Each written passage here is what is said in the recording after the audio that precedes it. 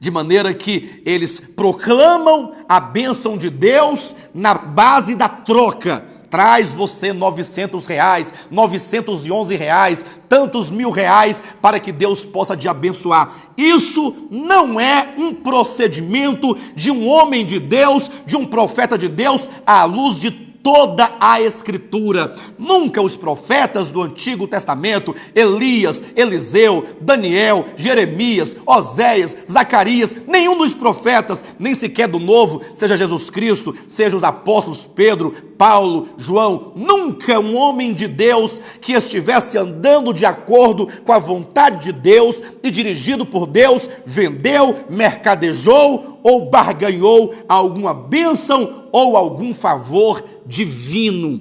Então, quando nós vemos que hoje vivemos num tempo de afastamento da palavra, em que o povo de Deus já não valoriza mais a Escritura como fonte de conhecimento, como uma fonte de informação, uma fonte de orientação espiritual, porque a Bíblia é a palavra de Deus, enquanto revelação da pessoa de Deus, enquanto revelação da vontade de Deus, o povo simplesmente ignora a Bíblia Sagrada para seguir o falar, o engodo daqueles que torcem o sentido da Escritura para que as pessoas pensem que a Bíblia esteja falando aquilo que ela nunca, jamais declarou. Cuidado com os textos recortados, com os textos descontextualizados da Escritura. Veja como diz a Bíblia: o meu povo está sendo destruído porque lhe falta o conhecimento. E diz mais: porque tu, sacerdote,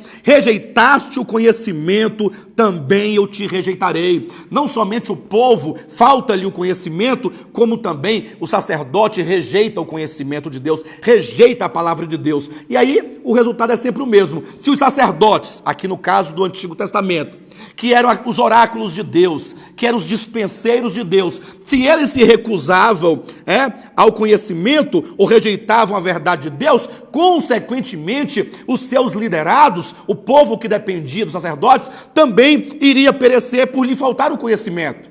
É uma consequência, uma coisa da outra. E assim nós também vemos como que o apóstolo Paulo nos exorta na sua segunda epístola a Timóteo. Nós lemos quando ele diz: prega a palavra, insta, quer seja oportuno, quer não, fala, porque haverá um tempo em que não suportarão a sã doutrina. O apóstolo Paulo está profetizando um tempo, e esse tempo que Paulo profetizou, nós vivemos nele hoje. É um tempo profético de apostasia, quando as pessoas não mais amariam a verdade, mas se entregariam às fábulas, se dariam àqueles que profetizam e que falam o que as pessoas querem ouvir, como é dito no texto, como que sentindo coceiras nos ouvidos, cercar-se-ão de mestres que falem segundo as suas próprias cobiças. Quantos nos dias de hoje querem se voltar à palavra, se voltar à Escritura, voltarmos efetivamente para um conhecimento bíblico da Sagrada Escritura, do Novo Testamento sobretudo, da revelação de Jesus Cristo, da sua vontade, da sua igreja, do modo como Deus quer que nós o sirvamos, do modo como Deus quer que nós o adoremos, do modo como Deus quer que nós andemos, que nos preparemos para o grande encontro da sua segunda vinda. Imagine que os irmãos do primeiro século, ali da igreja apostólica, a igreja primitiva, eles aguardavam ansiosamente pela vinda de Cristo. Quando é dito que eles vendiam suas propriedades e entregavam aos pés dos apóstolos aquela quantia, não significa que eles faziam como fazem nos dias de hoje. Não era uma barganha. Eles não estavam dando os seus bens para ganhar em troca, muitos outros bens ou os bens multiplicados. Não, eles davam abrindo mão daquilo que era material, porque cultivavam no coração a esperança do retorno de Cristo, da segunda vinda de Cristo. Era muito diferente dos dias de hoje. Talvez alguém possa estranhar o fato de hoje nós sermos um grupo de pessoas que convocam e convidam as pessoas para voltarem-se à palavra. Mas esta é uma verdade, um ministério de todos os tempos. Vocês lembram do Antigo Testamento? O que é o livro de Deuteronômio? senão depois que Moisés retirou o povo de Israel do Egito, e Deus fez então uma aliança com esse povo. Esse povo caminhou 40 anos no deserto. Uma nova geração havia nascido no deserto, e agora, depois de 40 anos, antes de entrarem na boa terra de Canaã, diz a Bíblia que Moisés fez assentar o povo, fez o acampamento, Ficaram ali todos para ouvir o Deuteronômio, que é a repetição da lei. Era um voltar-se à Escritura. Depois de 40 anos, Moisés sentiu a profunda necessidade de fazer recordar o povo a sua história, a sua aliança com Deus, o seu compromisso com Deus. E por isso Moisés escreveu ou falou o Deuteronômio, que foi a repetição de tudo que Deus fez a favor do povo de Israel, como aquele que buscava trazer o povo de volta ao pacto do Sinai, trazer o povo de volta à palavra de Deus, a verdade de Deus naquele tempo, para aquele povo, naquela aliança.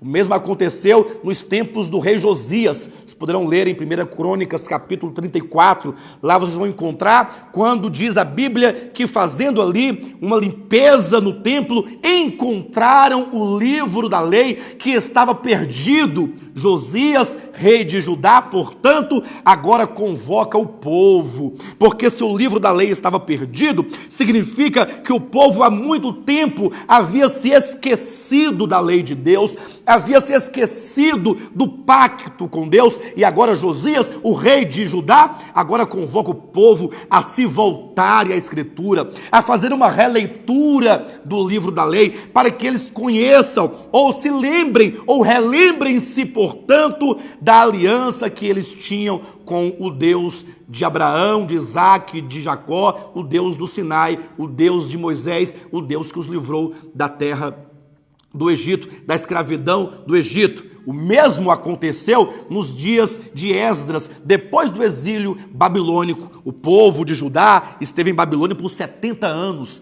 tempo suficiente para eles se esquecerem da lei de Deus, se esquecerem da palavra de Deus, se envolverem agora com costumes babilônicos, com a cultura babilônica, com a língua babilônica, com tudo que era babilônico. E agora, quando Deus traz de volta o seu povo a Jerusalém, Esdras, o escriba, ele vê a necessidade de reunir o povo e agora ler para o povo a lei de Deus, para que eles se lembrem, ou para que eles conheçam a palavra de Deus daquele tempo, naquela dispensação. Diz a Escritura que eles passaram, o povo de Israel, um dia inteiro em pé, ouvindo Esdras num púlpito que lia a palavra para aquele povo. Ou seja, era um retorno à palavra, era um voltar-se à palavra, porque eles se distanciaram, foram para a Babilônia, perderam os referenciais, perderam os costumes, perderam tudo aquilo que eles vinham cultivando há tanto tempo, e agora via-se a necessidade de voltar-se à palavra.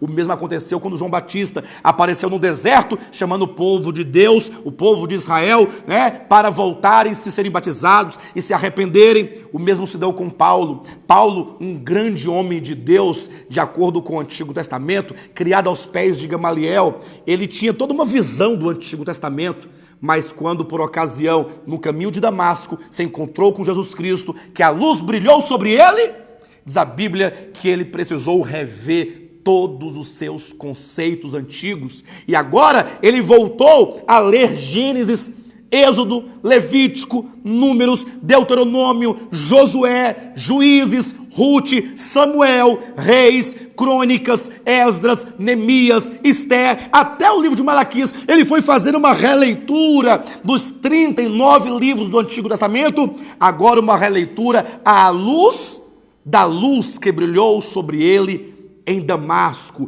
agora procurando ver a Cristo, o Messias, aquele de quem a lei e os profetas testemunharam. E então Saulo de Tarso passou por 2 anos no deserto da Arábia, de volta à palavra, voltando-se à palavra, revisando a palavra, revisando conceitos, colocando à prova o que outrora ele havia recebido e ouvido como verdade. O mesmo aconteceu, queridos, no tempo da Reforma Protestante. Olha que os crentes dos dias atuais, eles se entendem como sendo o produto da grande Reforma Protestante. Mas eu pergunto, quantos dos cristãos evangélicos dos dias de hoje trazem os conceitos fundamentais da reforma protestante, que sobretudo resume-se em somente a Bíblia é a única autoridade para estabelecer e declarar o que é a verdade? E que a salvação, ela só encontra-se em Cristo e unicamente pela graça e pela fé e não por obras. O que foi a reforma protestante, se não voltar-se à palavra?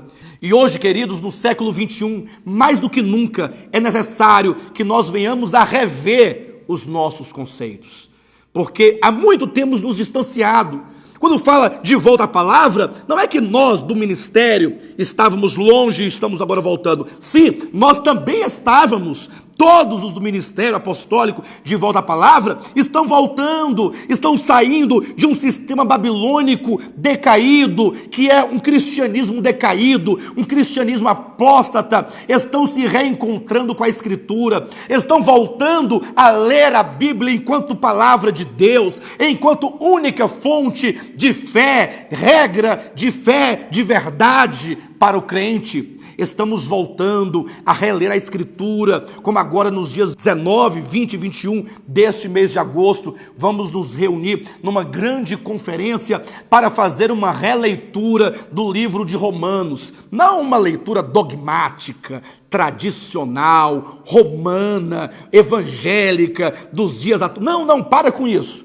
Uma leitura bíblica e hermenêutica, como quem busca discernir o coração e o pensamento do apóstolo Paulo, que está aqui impresso nas páginas, em 16 capítulos do livro de Romanos, ainda que nós venhamos apenas a olhar dos capítulos 1 a 11, porque constituem a primeira parte do livro, chamado o querigma de Paulo, a proclamação do Evangelho de Deus, de maneira sistemática, de maneira ordenada. O apóstolo Paulo vai expondo o homem na sua condição, e aí ele fala da lei enquanto o princípio moral de Deus e julgamento. Aí então ele mostra que o homem não é capaz de alcançar este princípio por si mesmo, porque ele é caído, e então ele mostra que agora, sem lei, Deus manifestou a sua justiça, que é o seu próprio Filho, para que todo aquele que nele crê, seja judeu ou gentil, possa alcançar gratuitamente em Cristo a sua salvação.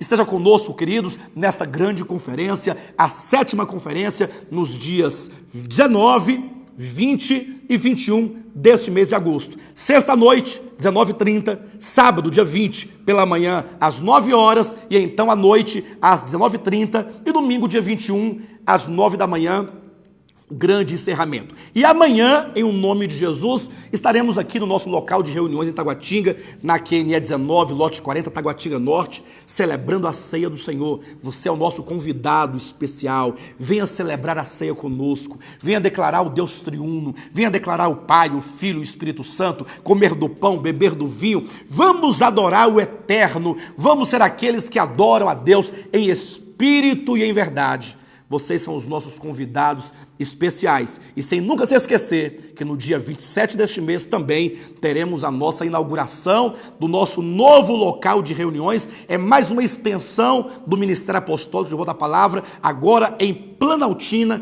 do Distrito Federal, neste endereço, quadra 5, Conjunto G, lote 40, Vila Buritis, dia 27/8, vocês de Planaltina do Distrito Federal, não se esqueçam de estar conosco na grande inauguração. O Bispo Fernando Rodrigues vai cuidar do rebanho Planaltina e Deus vai nos enriquecer da sua palavra e nos preparar para o seu reino. Tenham todos vocês um bom dia e Jesus Cristo é o nosso Senhor. Eu sinto verdadeiro espanto no meu coração em constatar que o Evangelho já mudou. Quem ontem era servo agora acha-se Senhor e diz a Deus como ele tem que ser. Mas o verdadeiro Evangelho exalta Deus. Ele é tão claro como a água que eu bebi, e não se negocia a sua essência e poder se camuflar.